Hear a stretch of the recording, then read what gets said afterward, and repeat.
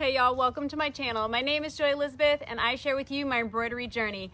Today I'm sharing with you an update on my she shed that I have just purchased for my embroidery studio. For a while now I have wanted to get out of my home and just kind of separate that home and business. I won't get into all of that. If you're curious more on why or how I got the shed, you can go back and watch the other videos that I have listed in this playlist. But today I just wanted to walk through with you some of the things. So we had the shed dropped, I want to say it was like December. It was before we left on our vacation, so it was before December 18th. So it was before Christmas. We had the shed dropped here on my property, and then obviously because of the holiday we weren't able to do much.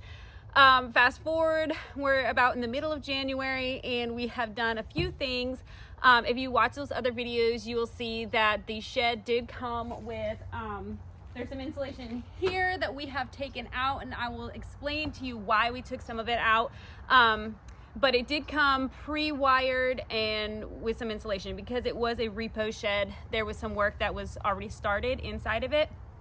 But we changed a couple of things. So I'm gonna bring you inside and explain to you what we've done and why we've done it, and then kind of like the plan moving forward. So we are nowhere near done, but we're hoping to have drywall started to be installed like next weekend. My husband and some of his buddies are gonna work on that.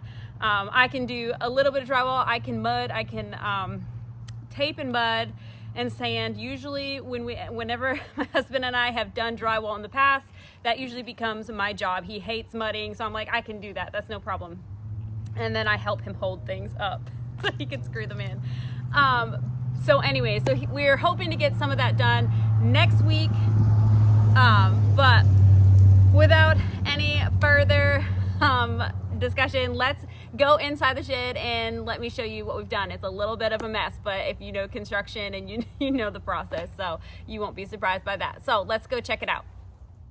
Okay, so it's a bit of a mess. I did come in here and realize that some of our insulation is falling because the pieces, as you can see, have duct tape. So one run wasn't wide enough. We had to cut and tape one in, and then clearly the duct tape that we have here did not hold this one because we ran, and then you can see, oh my goodness, how embarrassing.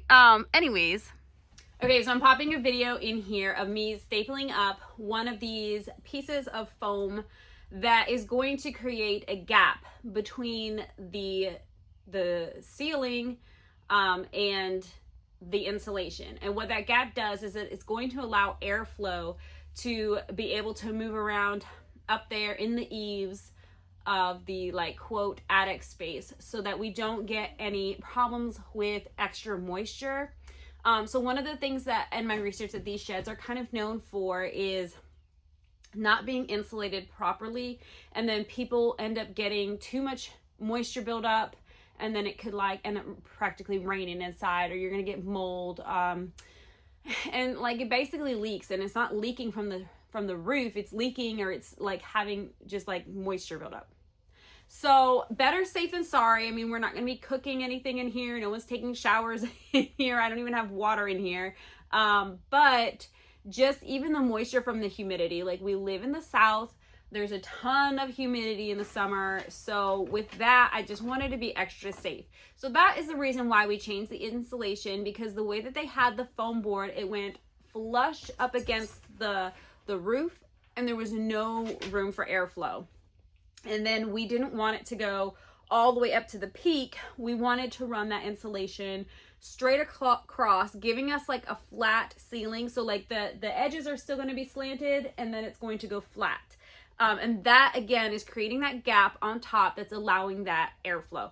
So I'm just sharing with you my journey and the things that we're doing, the things that we've learned. I'm not a constructor, so like I don't know all the technical terms. I'm just telling you what we're doing, and I just wanted to be safe, and I didn't want to have any issues. I'm putting very expensive machines in here. I'm gonna have clients items in here. Like I want to be safe. I want to make sure this is a safe, dry place, that we're not gonna have mold or anything like that.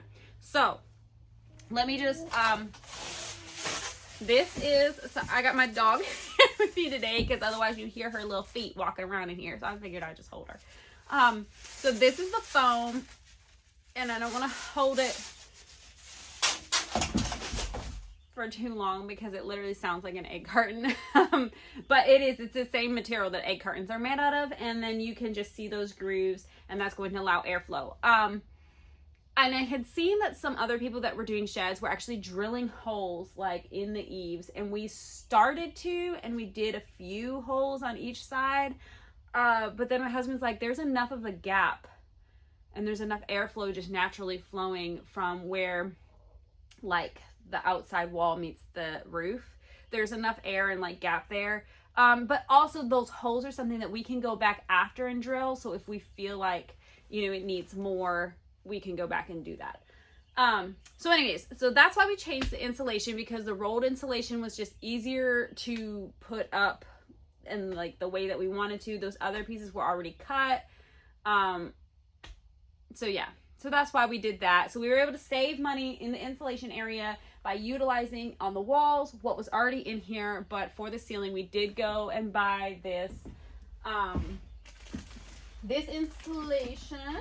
So it's the 6 1/4 thick, 15 inches wide.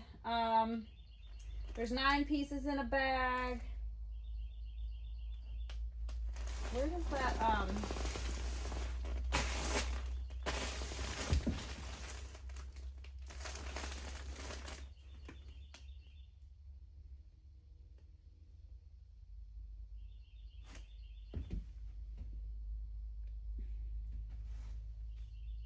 all right, y'all. So I was trying to look at the bag and figure out what those special numbers are that you need to know for all the different insulation. I'll try to pop it in the screen right here and tell you what it is, because I literally don't know. My husband kept saying all these numbers, like, well, do you want this insulation or this insulation? And I'm like, sure, whatever. I don't know, whatever you think. Anyways, that is the bag we use. We're going to be able to return 2 of them. So the other thing that we did is we built this wall. So I'm just going to have to hold you for a minute because there's just like no way to like explain this all in the screen. Okay, so let me step in here for a minute. Okay, so it's not very wide, as you can see, but this wall is not going to have any doors in it. It's going to be a complete solid wall. Well, not solid. We are leaving a gap on top for airflow. This is going to be my dog room. This is the dog hotel. We're going to put a door here, an exterior door, and it's going to have a window in the door, one of those 9-panel window things, because I didn't want to spend extra money to put a window in here as well. Dogs probably don't need a window, but you know, I want them to have a window. There's Cooper right there. Speaking of my dogs, Coop, what you doing? And you see Jasmine here in my hands. Okay, so and then right here where the old, well, not the old, the electrical box was in this wall. So there is like a hole right here. This is actually where we are going to install the doggy door. So I've been looking at some doggy doors, and I have my eye on one. So the doggy door that we are wanting to install, or that I want to install, I don't know if my husband cares. I want the high-tech pet dog door. The high-tech pet dog door is going to be a fully automated door. The dogs are each going to have a collar, and it will only open for them. That is because this room is pretty much the purpose of this dog room is like our dog kennel from when we go out of town, and the dog sitters can come check on the dogs and feed them. But then they are going to be able, we're going to have a dog run out there, and the dogs are going to be able to go potty when they need to. They're going to be able to go outside and explore when they need to. So that is the purpose of this room. So I know I'm eating into a huge chunk of my studio, but you know, we love our pets. So these are the things that we do. Here's the other side of it. So yeah, so this would have made a fabulous closet for my studio, but instead we're gonna make it a dog room. So that's about, you can kind of see the floor space. It's gonna be a lot better for them when we're out of town than sitting in their cages all day long, because they're not used to that. They're used to hanging out with me, aren't you guys? Yeah.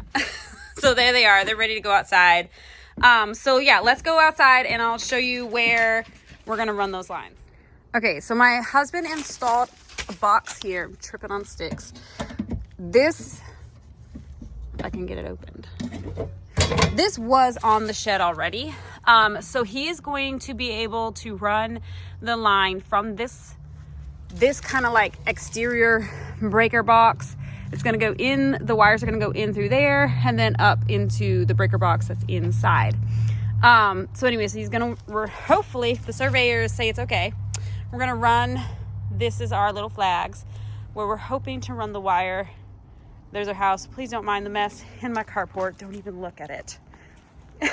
So anyways, we used to have a camper, and when we did, my husband installed this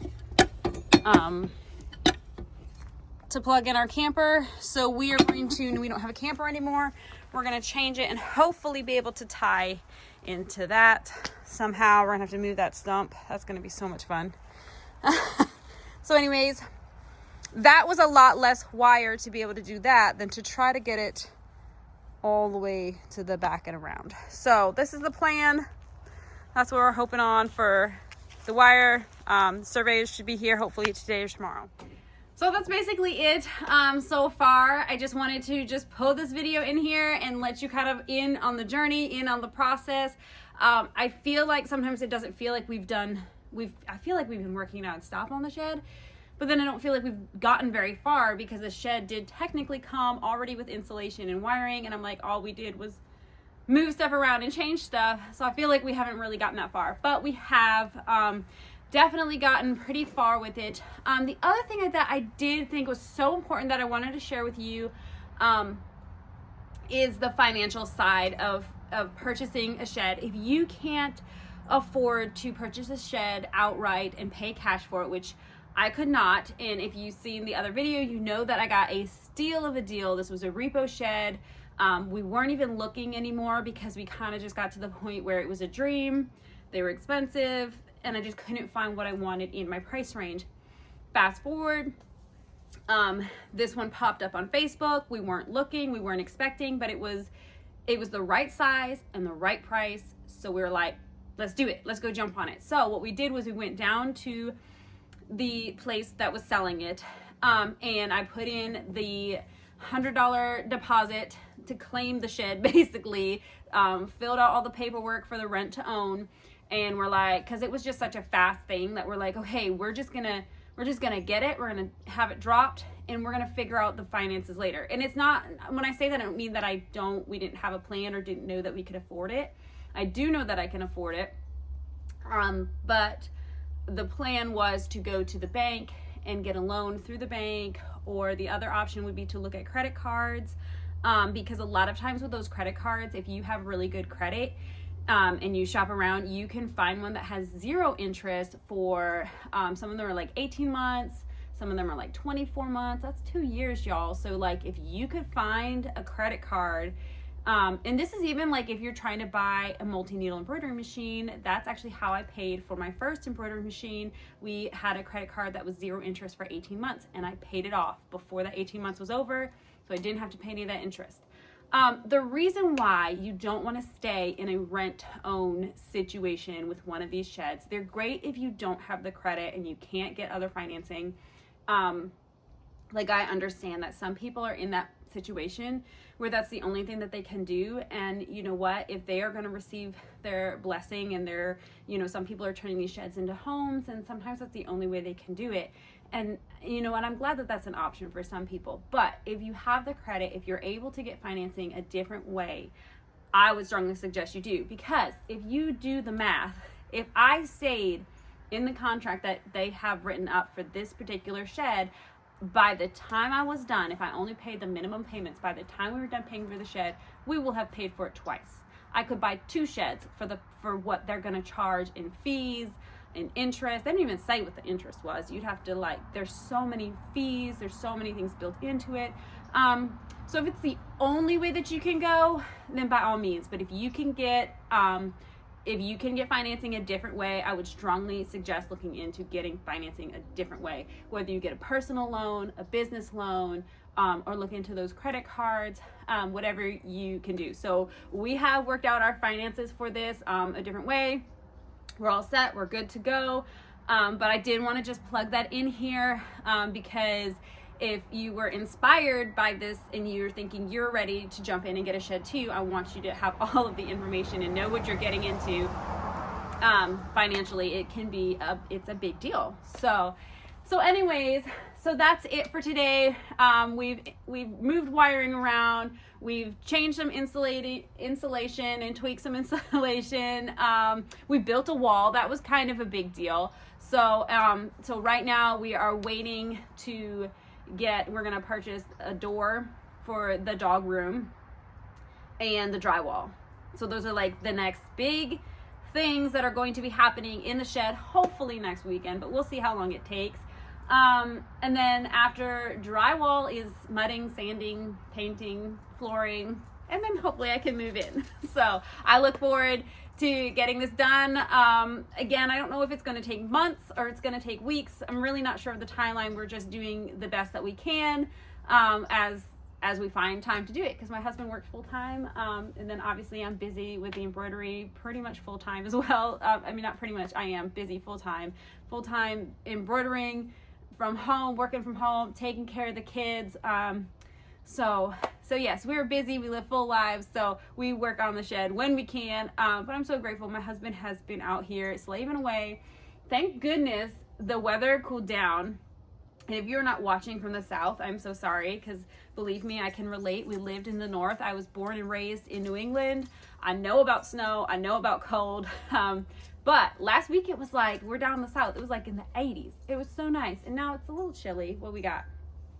50. It's 50 today. So we had that. You seen it in there. There was an air conditioner in there that my husband had hooked up to the generator because it was so hot. We had hooked that up while we were doing the insulation just to it was hot, and now it's chilly. It's in the 50s. So welcome to the south, I guess. Anyways, thank you guys so much for watching. I look forward to seeing you in the next video. Whether you're joining my journey just to see the shed transformation, or you are here and you're a part of my embroidery community and my embroidery journey, thank you so much for being here. Thank you for watching this video, and I will see you guys in the next one.